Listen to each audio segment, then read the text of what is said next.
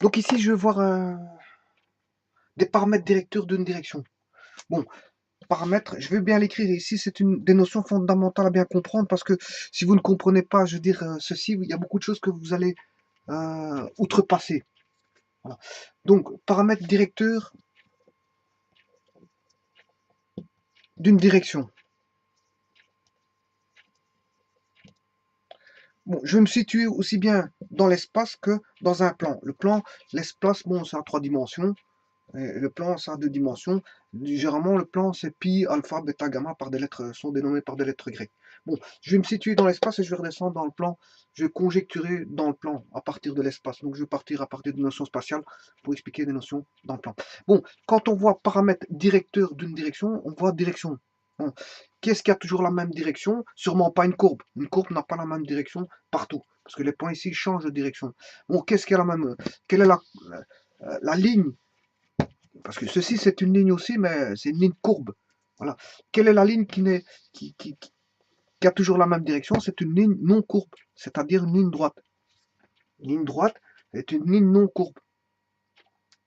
Donc, qui a toujours la même direction. La direction, on l'appelle par une lettre grecque, delta comme ceci, ou delta. Bon, une direction delta donnée. Elle a une direction delta donnée. Bon, ceci étant dit, qu'est-ce que... on part du néant. Néant, on n'a rien du tout. On fixe soit un espace, ou un plan. Ici, je pars à partir de l'espace. J'ai mon point de vue spatial qui est sur mon tableau. Ouais, mais ici, c'est difficile de représenter une droite dans l'espace. Hein. Parce que, bon, une droite sur mon plan, si j'ai un plan, dessiner une droite, c'est facile. Enfin, c'est pas que c'est facile. Dessiner une droite, c'est facile, c'est pas ça que je veux dire. Mais je veux dire que si je dessine la droite dans mon plan, mais la droite a, on va dire, respecte, je veux dire, euh, c'est une bonne vision de ce que l'on, de ce que l'on, de ce que l'on voit. Par contre, si je dessine une droite dans l'espace, on n'a pas une bonne vision. Il faut imaginer la droite dans l'espace, puisqu'en fait, on ne sait pas représenter l'espace dans un plan, mais voilà, donc la droite dans l'espace est difficilement perceptible au niveau du dessin. Mais la droite dans le plan, quand on voit une droite dans le plan, ben, c'est ce qu'elle représente au niveau de ses directions.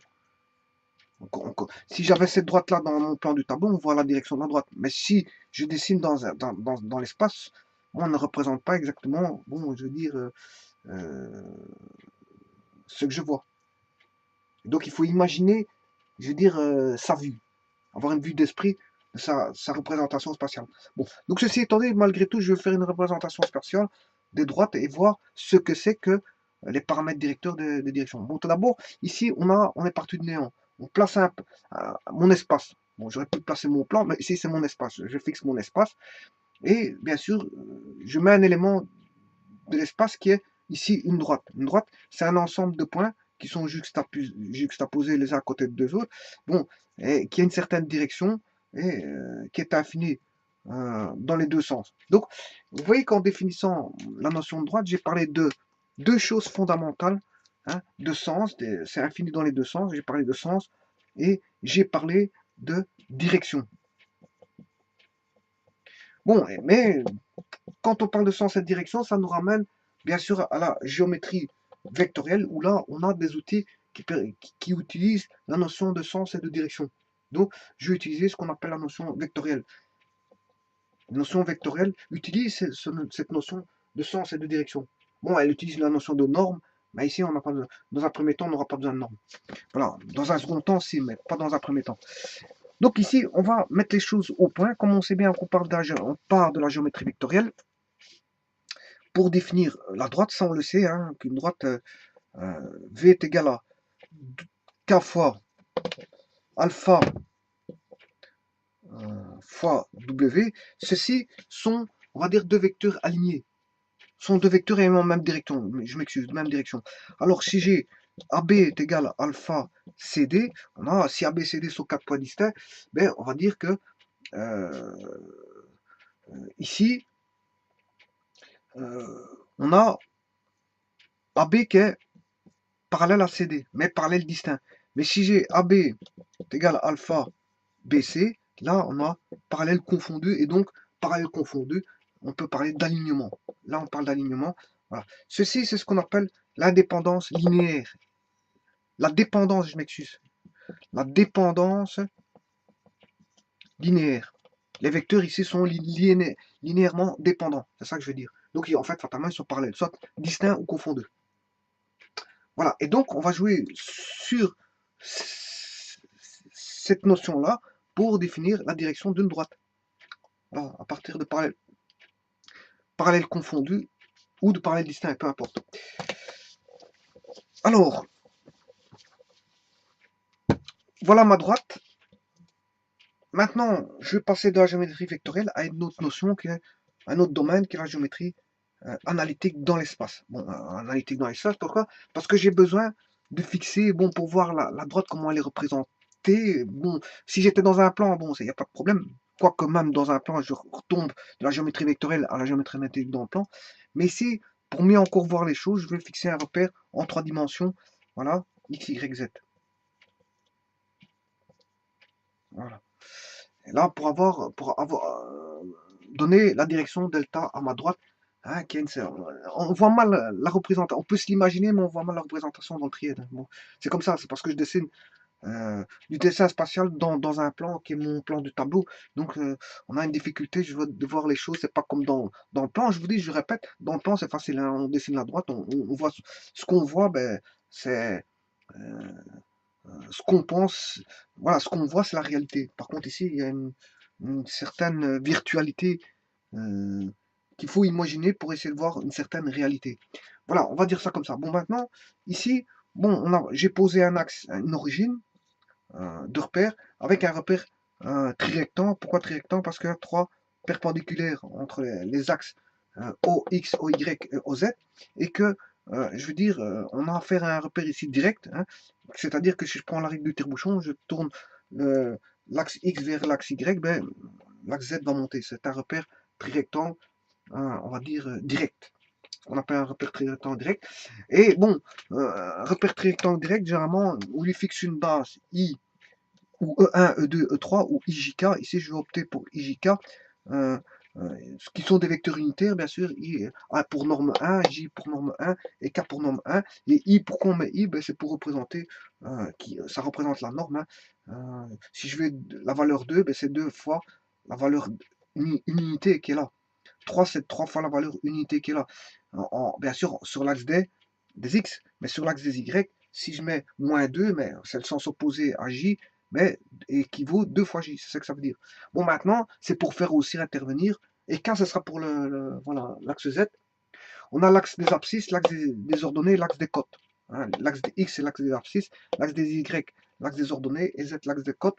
Mais on met IJK aussi pour si on devait travailler avec des vecteurs. Dans l'espace, ben, je vais nommer leurs composantes en fonction de bêta i plus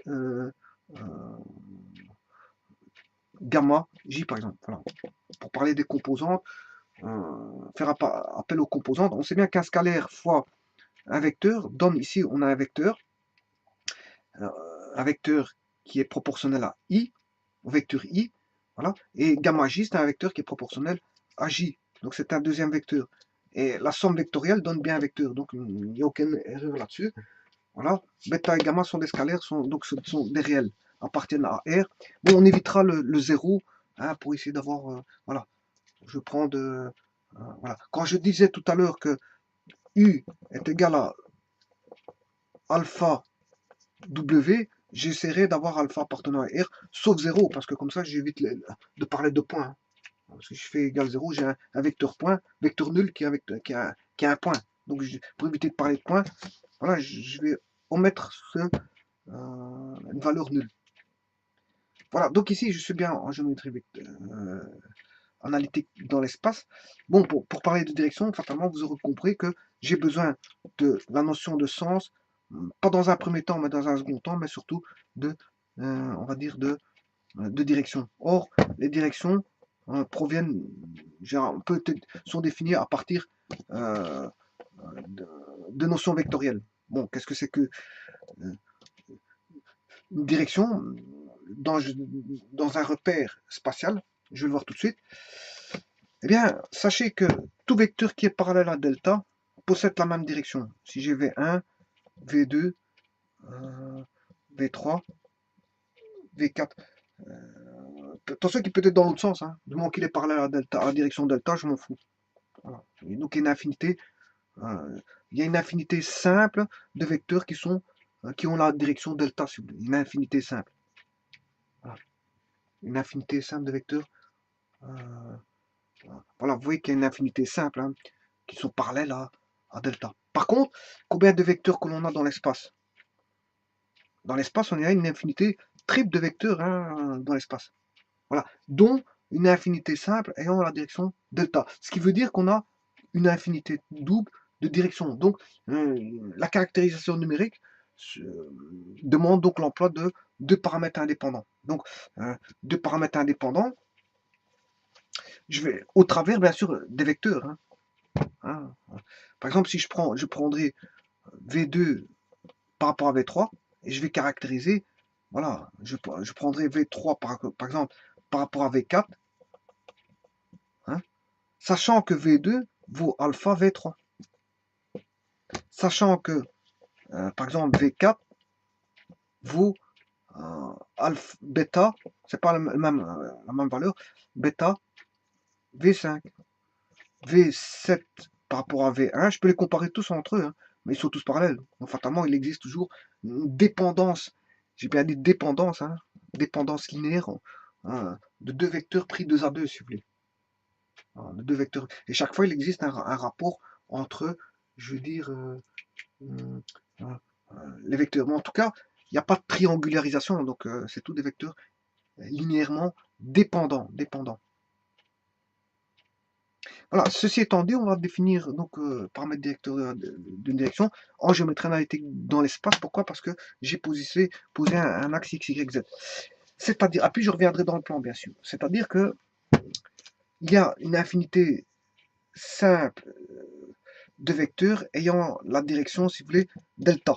Bon, c'est-à-dire qu'on va il existe V1, V2, V3, Vn qui sont bien sûr des vecteurs libres qui ont la direction de la droite la direction de la droite.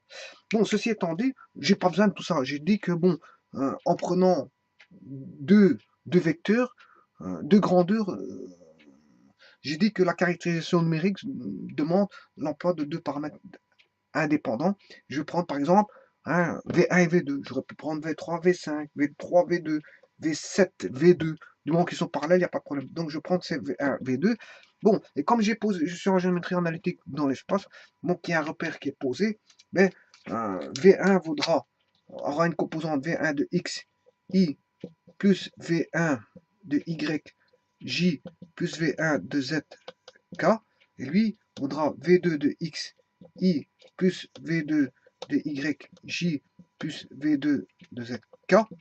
Voilà, et V1 de X est la composante en X du vecteur V1, V1 de Y est la composante en X en Y du vecteur V1, et V1 de Z est la composante en Z du vecteur V1. V2 de X est la composante en X du vecteur V2, V2 de Y la composante en Y du vecteur V2, et V2 de Z la composante en Z du vecteur V2. Bon, bien sûr, vous comprendrez qu'il existe, comme je l'ai dit tout à l'heure, une proportionnalité entre V1 et V2, puisqu'ils sont vecteurs, ce sont des vecteurs parallèles et donc ayant la même direction que la direction delta, qui est la direction de la droite. Donc je peux écrire ceci. Donc je peux écrire que V1 de X, Y plus V1 de Y, J plus V1 de Z, K est égal à alpha V2 de X, Y plus V2 de Y, J plus V2 de Z, K. Voilà. Je vais effacer ceci, j'en ai plus besoin. Je vais distribuer ici pour avoir V1 de XI plus V2 de YJ plus V2 de, enfin ici c'est plutôt V1 de ZK est égal à alpha V2 de XI plus alpha. Je distribue. Je ne fais que distribuer le alpha. Alpha V2 de YJ plus V2 de ZK. Voilà. Et donc, ici, on peut dire que V1 de x i est égal à alpha V2 de x i. V1 de yj est égal à alpha V2 de yj et V3, V1 de z, V1 de zk est égal à alpha V2 de zk. Voilà.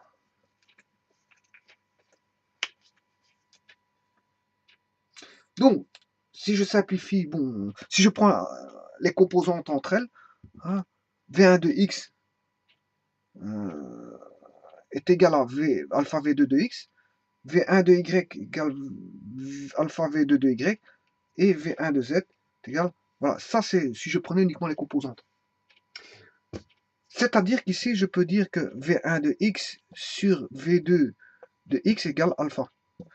V1 de y sur V2 de y est aussi égal à alpha. Et enfin, V1 de z sur V2 de z est aussi égal à alpha. Donc alpha, il est le même pour... voilà, il existe un même rapport. Donc quand on a des composantes qui sont, je veux dire, parallèles, voilà, quand on a des vecteurs qui sont parallèles, donc on a des composantes, les composantes sont proportionnelles. Toutes les composantes en x, y, z sont proportionnelles. Et ils valent un même nombre qui est alpha. Donc ce alpha-là, je vais le ramener à une seule écriture. Une seule écriture qui est V1 de x sur V2 de x est égal à V1 de y sur V2 de y est égal à V3 V1 de z sur V2 de z qui est égal, bien sûr, tout ceci est égal à alpha.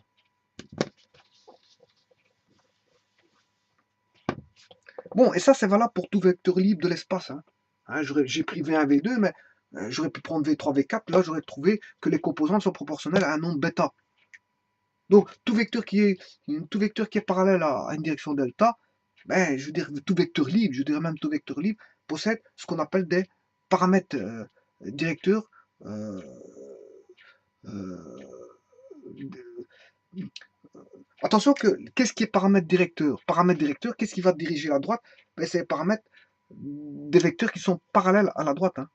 Donc ce sera les composantes de V1, les composantes de V2, les composantes de V3, tout ce qui est parallèle à la direction delta, mais seront des paramètres directeurs à droite. Peu importe, ils ne sont pas forcément les mêmes. Hein. Du moment que si je fais un rapport de 2, ils sont proportionnels à une équivalent alpha, bêta, gamma, on s'en fout, du moment qu'ils sont proportionnels. Euh, euh, bien sûr, quand ils doivent être proportionnels au niveau des x, au niveau des y, au niveau des z. Donc si j'aurais pu avoir V3 de x sur V7 de x est égal à V3 de y sur V7 de y, ouais, je peux prendre deux autres vecteurs qui sont parallèles à la direction delta. Donc j'aurais V3 de x sur V3 de y est égal sur, V7. Je compare V3, V7. V7 de x égale V3 de y sur V7 de y est égal à V3 de z sur V7 de y. Et là, on n'aurait pas alpha, bien sûr, on aurait par exemple un autre nombre qui vaut bêta. Voilà. Et donc, on dirait que V1 de x, V1 de y, V1 de z sont un système de paramètres directeurs de la direction. Sont un des systèmes. Voilà. Un autre, ce serait V2 de x, V2 de x, V2 de y, V2 de z. Voilà, c'est un autre système de paramètres directeurs. Un autre, ce serait V3 de x, V3 de y, V3 de z.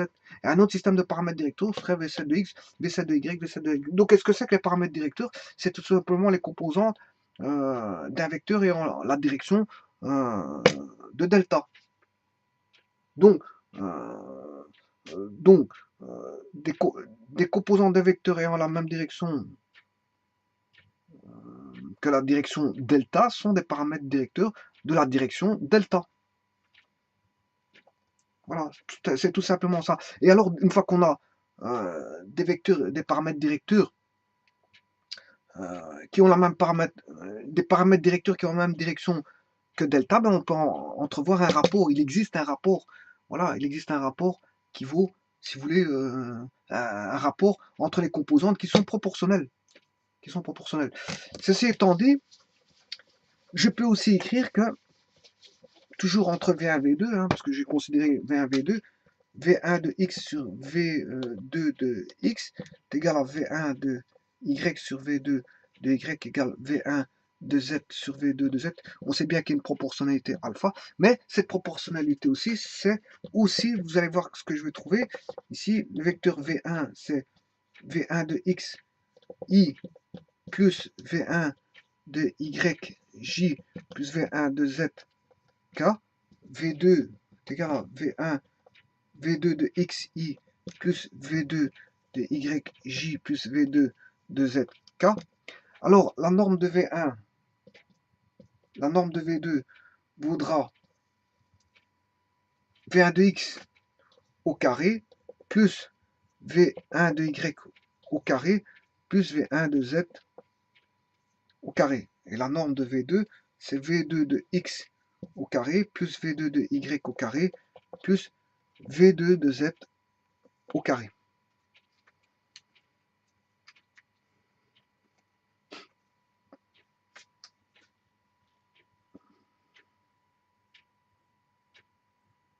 Alors,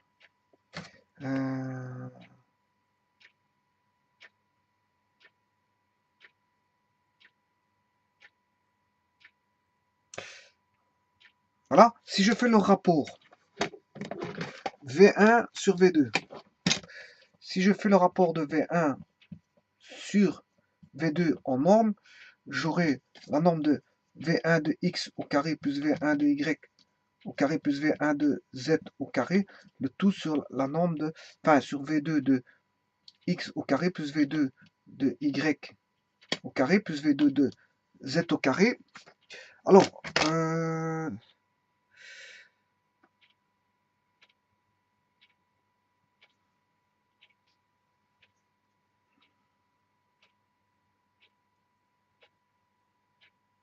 ceci, V1 de X, on sait bien que c'est V1 de X à partir de cette équation-là, on sait bien que V1 de X sur V2 de X est égal à alpha. V1 de X sur V2 de X est égal à alpha. Donc, V1 de X égale alpha fois V2 de X. Idem pour les autres, V2 de X, Y, V1 de Y vaudra alpha V2 de Y et V1 de Z vaudra alpha V2 de Z. Voilà que je vais remplacer ici. Hein. Donc, le carré de V1 de X au carré sera égal à ceci au carré. Le carré de celui-ci sera le carré de ça. Voilà, ici, et que je vais remplacer là-bas. Donc, j'aurai alpha, alpha au carré que je peux distribuer avec, parce qu'il y aura alpha carré, alpha carré, alpha carré, hein, parce qu'on aura alpha carré, alpha carré, alpha carré, V2 de X au carré, V2 de Y au carré, V2 de Y au carré, ce qui veut dire que si je fais leur somme, des trois, ben, j'aurai alpha carré V1, V2 carré, plus alpha carré V2 carré de X, V2 carré de Y, plus alpha carré V2 carré de Z.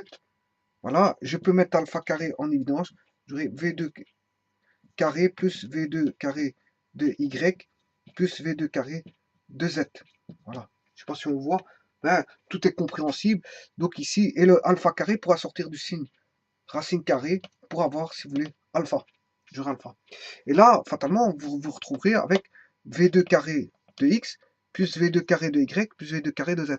Voilà, c'est ça que je veux dire. Et donc, fatalement, on peut simplifier ces deux-ci. Donc, en fait, bien sûr, le alpha, ce sera plus ou moins alpha. Hein, parce que sortir alpha carré, racine carrée de alpha, ce sera plus ou moins alpha. Donc, fatalement, ici, ce sera plus ou moins alpha. Et pour éviter ce problème-là, ce sera plutôt V1 sur V2 qui sera proportionnel à plus ou moins alpha. Plus ou moins, je vais le mettre ici. Comme ça, je maintiens alpha ici. Et donc ici, ce qui veut dire que alpha, je vois alpha, c'est aussi la norme de V1, vecteur V1 sur la norme de vecteur V2. Avec un plus ou moins ici.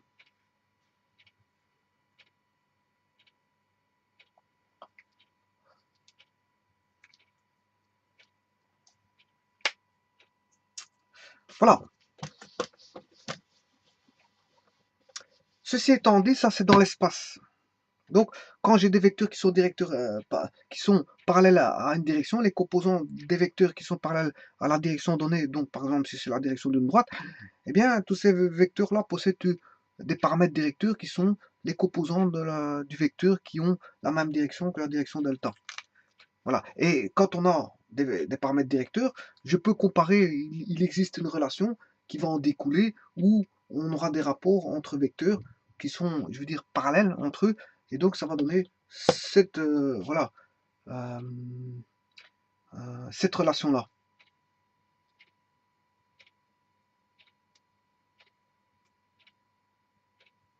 Donc on aura cette relation là qui va en découler. Maintenant, ça c'est si je me situe dans l'espace. Maintenant, si je me situe dans le plan, ben, il suffit de prendre ceci, conjecturer à ceci. Donc j'aurai V1, attention que si je suis dans le plan, j'ai plus V1, V1, on n'aura plus que du I, du J, il n'y aura plus de K. Hein. Voilà. Donc ceci, parce que le K vaut 0. On aura V1 de X sur V2 de X est égal à V1 de Y sur V2 de Y est égal à alpha plus ou moins la norme de V1 sur la norme de V2. Voilà, si on a des vecteurs qui ont la même direction que la droite delta dans le plan. Et donc, il y a une infinité de systèmes de paramètres directeurs. Hein. Tout vecteur libre qui est parallèle à la droite, ayant la direction delta, ben, leurs composantes forment un système de paramètres directeurs. Bon, maintenant, si je prends le cas particulier d'une droite,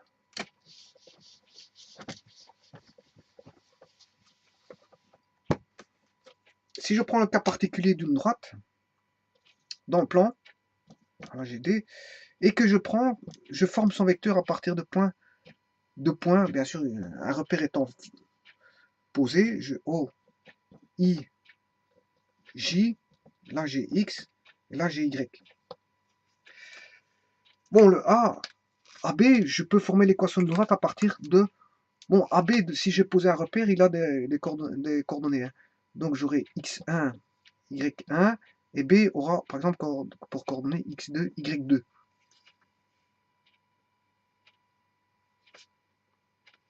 Voilà. Donc, X2, un paramètre directeur de la droite, ce sera le vecteur AB. Un système de paramètres directeurs de la droite, ce sera, eh bien, on aura ici, en I, ce sera X2 moins X1. Voilà. Plus Y2 moins Y1 J, voilà. Donc X2 moins X1 sont bien les composantes du vecteur que je vais appeler ici U, et là le vecteur V. Donc là j'ai U, AB si vous voulez, vous U plus V, U c'est alpha I plus bêta J avec alpha qui vaut X2 moins X1. Alpha qui vaut X2, les composantes c'est X2 moins X1, voilà. X1 il est là, X2 il est là, et X2 moins X1 égale alpha, et Y2, ceci c'est Y de 0 à ici on a Y1, et de là à là on a Y2, donc pour avoir la composante ici c'est Y2 moins Y1. Alors ici de là à là on a X1, de là à là on a X2, mais pour avoir ceci, c'est X2 moins X1, j'ai la composante. Là j'ai Y2 moins Y1, j'ai la composante en Y, X2 moins X1, j'ai la composante en X. Donc j'aurai alpha, et ce qui fait X2 moins X1. Y2 moins Y1, J, ce qui veut dire que quoi? Mais que X2 moins X1, point virgule, Y2 moins Y1, voilà, est un système, un des systèmes un système de paramètres directeurs. Il en existe une infinité, mais j'ai pris par rapport à des points existants. C'est un système, il y en a une infinité. Voilà.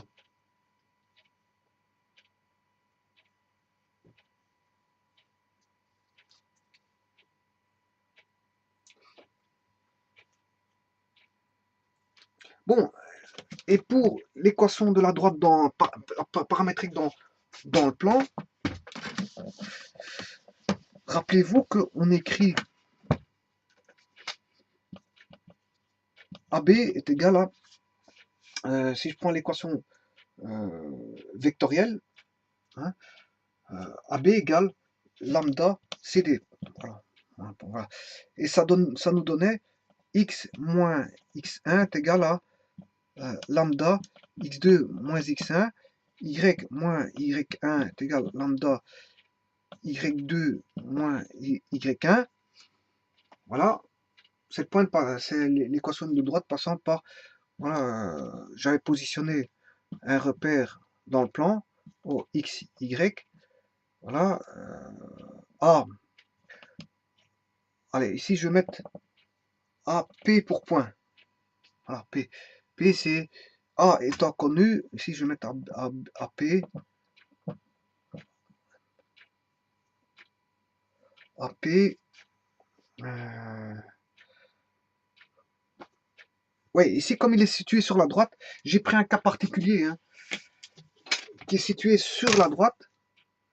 Donc, j'ai la dépendance linéaire, mais rappelez-vous que la dépendance linéaire, j'ai AB égale alpha CD. Là, les deux vecteurs sont parallèles distincts, mais je peux avoir AB est égal à alpha AC, par exemple.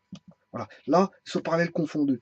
Et là, j'utilise des vecteurs libres, voilà, qui sont plus tellement libres, mais qui sont liés à un point d'application qui est sur la droite. Donc, en fait, il est confondu avec la droite. Donc, en fait, il est parallèle confondu avec la droite. Donc, fatalement, j'utilise cette équation-ci. Donc, quand j'écris ceci, je ne vais pas utiliser cette dépendance linéaire-là, mais cette dépendance linéaire-là. Donc, c'est-à-dire que j'écrirai que AP est égal à lambda AB. Voilà. Et là, combien de points j'ai? Ben, j'ai deux points connus, A et B, et un point P qui représente tout point de la droite. Voilà. J'aurais pu même mettre AX. X étant un point quelconque de la droite. Donc j'aurais A, B, je ne sais pas si on voit. Ouais, ici je suis limite. Tout juste. AB, et un point X, voilà, de la droite. Donc ça donnerait A pour coordonnées X1, Y1, et B, X2, Y2, et grand X, XY.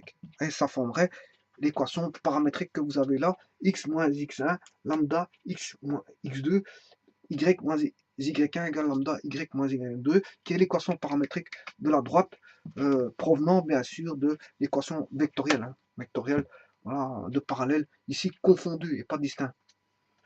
Voilà. Ceci étant dit, qu'est-ce qu'on remarque ici? On a quoi? Ben, on a X2 moins X1 qui apparaît et Y2 moins Y1 qui apparaît. Et donc on a bien ici un système de paramètres directeurs X2 moins X1, Y2 moins Y1.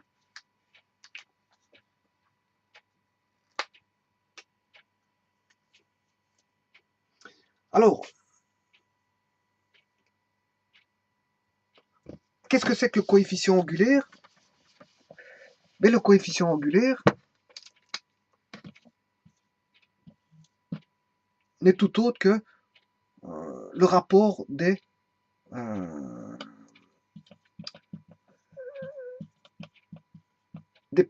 composants des paramètres directeurs. Voilà, c'est tout simplement ça, pour autant que x2 moins x1 différent de 0, sinon ça n'existe pas. Il y a une condition d'existence. Voilà, donc tout ceci pour vous dire qu'il existe une infinité de paramètres directeurs, hein, soit de vecteurs libres parallèles à une direction donnée, un parallèle distinct ou parallèle confondu. Voilà, j'ai pris les deux cas de figure et je vous ai tout montré que les systèmes de paramètres directeurs, il existe une infinité, mais dès le moment où il y avait parallélisme, quoi, au niveau des composants, le rapport des composantes en X, en Y et en Z, bon, était proportionnel. Voilà, et que ça pouvait se résumer aussi à un rapport de normes vectoriel, un rapport de normes vectoriel, mais à ce moment-là, il faut tenir compte d'un signe qui est plus ou moins, suivant que le vecteur est dans un sens ou dans l'autre. Voilà, donc là, à ce moment-là, quand j'écrivais V1, la norme de V1 sur la norme de V2, vous voyez que là, je traite au niveau de la norme, mais au niveau du sens aussi. Voilà. Et ça, c'était le rapport qui existait, qui donnait un nombre proportionnel entre les deux vecteurs. Voilà. Donc, s'il existe voilà, un rapport, constant comme ça, hein, entre les normes des vecteurs, c'est qu'en fait les vecteurs sont linéairement, si vous voulez, dépendants. Donc, je veux dire que les vecteurs sont parallèles et donc fatalement, euh, euh, voilà, ils sont parallèles par rapport à une direction delta.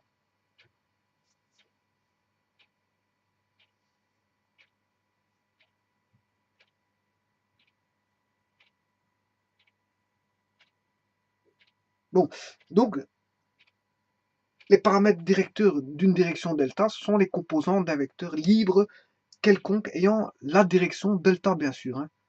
Il faut que tous ces vecteurs soient parallèles entre eux, oui, mais ils sont reliés par delta par le fait qu'ils sont parallèles à delta. Tous les vecteurs, toutes les relations que je vous ai mises, les systèmes de paramètres directeurs à delta, c'est tous ceux qui sont parallèles à delta.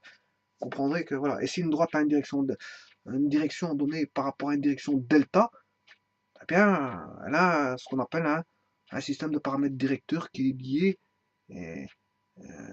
à delta. Qui est lié à delta, qui est à delta et qui permet de dire que cette droite-là a la direction delta, a une certaine direction donnée. Voilà. Voilà, je vous remercie beaucoup.